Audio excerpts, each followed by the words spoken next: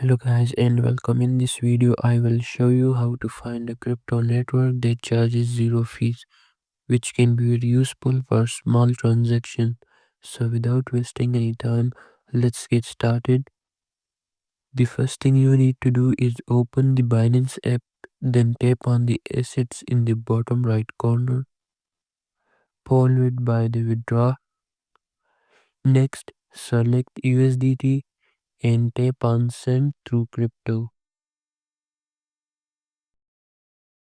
Here tap on select network. You will see different networks offering various benefits. Some have lower fees but takes a little longer time to process, while others may be faster but come with higher fees. You can explore these options and choose the one that works best for you.